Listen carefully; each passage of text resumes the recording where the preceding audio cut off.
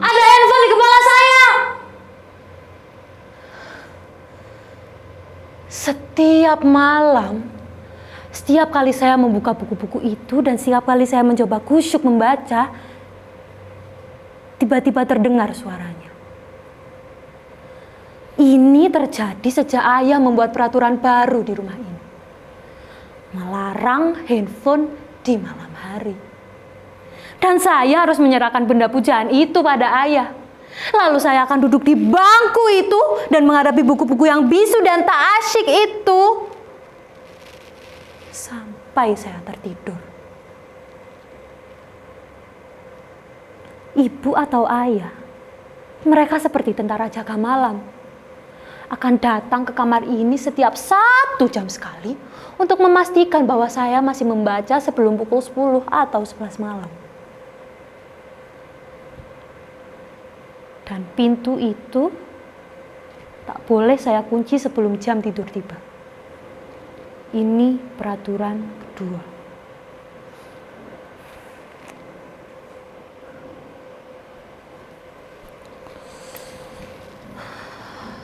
Bukannya saya tak mau berusaha.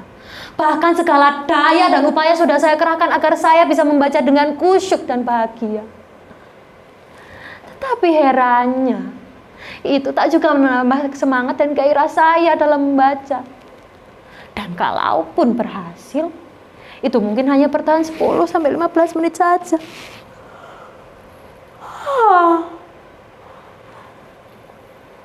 Lalu saya menguap lagi.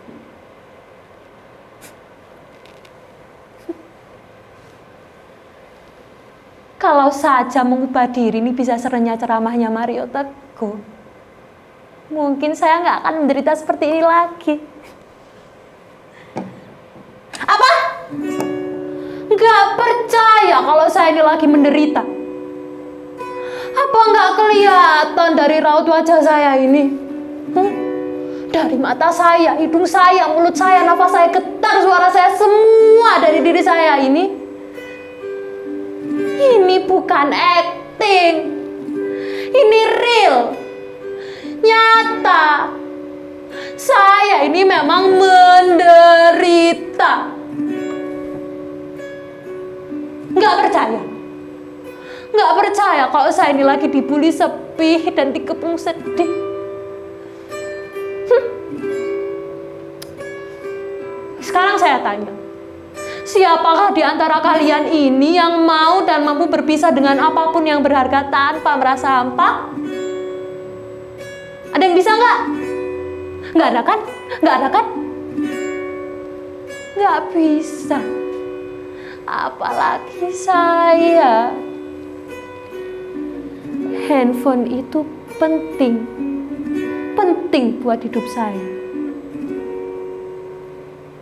Bayangin. Sejak saya kecil, dia ini bisa jadi teman saya, kakak saya, ayah saya, bahkan ibu saya. Dari pagi sampai malam, ya dia ini. Dia yang selalu ada di sisi saya tanpa keluh sedikit pun. Asal baterainya cukup, kuotanya lancar. Kalian mau apa? Mau cari apa? Mau main game apa? Mau buka situs apa? Sampai situs yang ayo. Bisa. Semuanya bisa dilakukan. Terus pokoknya mantep lah dia ini. Dan bahkan saya telah menyimpan nama dan seluruh memori saya di dalam dirinya. Saya juga telah menyimpan password dan kunci pembuka dirinya dalam benak saya. Sungguh simbiosis mutualisme yang sangat romantis dan intim, bukan? Itulah mengapa kalau saya ini harus berpisah dengan dirinya meski hanya saban malam, rasanya seperti bertahun-tahun kesepian. Oh, handphoneku. Betapa berat dan panjang jalan yang harus aku tempuh untuk kembali bersamamu.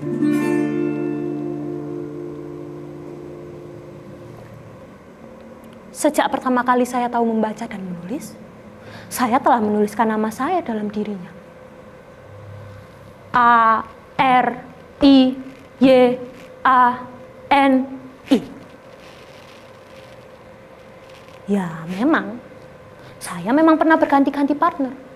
Dari handphone satu ke handphone lainnya. Tapi, apapun jenisnya, sikap mereka tetap sama. Setia melayani dan juga menemani saya. Tanpa keluh sedikit pun.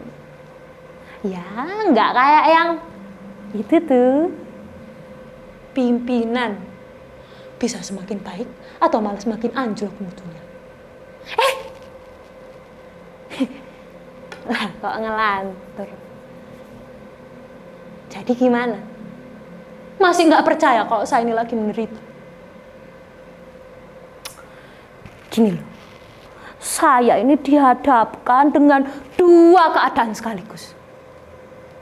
Yang pertama, saya tahu kedua orang tua saya itu mau anaknya pinter, rapotnya bagus, rankingnya tinggi.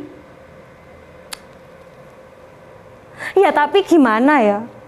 Seluruh diri saya ini, kesadaran saya, jiwa saya semuanya sudah terbiasa dengan dirinya. Bahkan sejak saya kecil.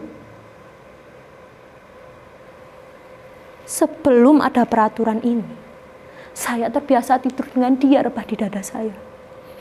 Dia rebah di samping saya. Dan kadang kalau saya ini nggak bisa menahan kangen gitu ya ke dia, saya cari itu.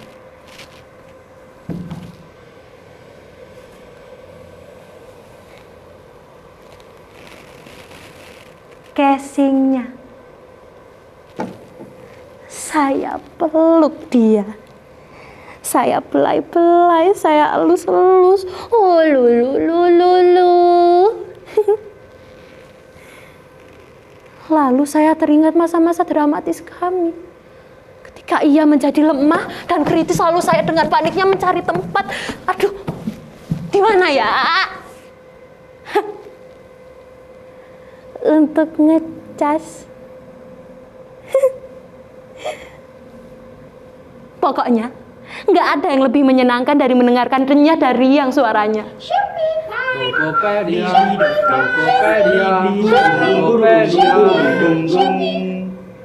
Dia telah membuat hidup saya lebih cepat dan gampang. Dia telah memberitahukan saya apapun tanpa saya harus mengerahkan tenaga, waktu dan pikiran saya. Jadi gimana lagi saya bisa bertahan dengan buku-buku yang gak asyik itu? Sedangkan kita ini hidup di masa yang semuanya serba cepat dan singkat. Dan siapapun yang gak bisa cepat dan singkat, maka mereka akan ditinggalkan.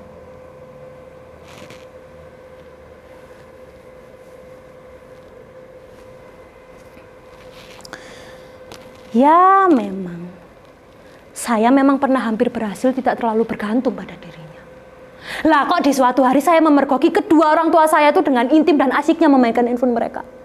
Di depan mata saya. Saya ini jadi merasa terhianati.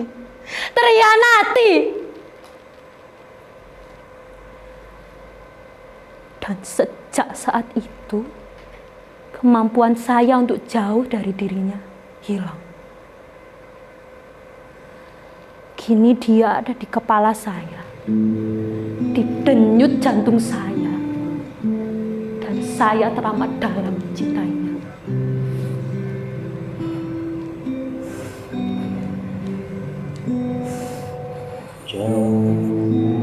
Jangan terlalu dalam mencintainya. Atau kalian akan memberikan seperti saya. Jangan terlalu dalam mencintainya. Atau kalian akan memberikan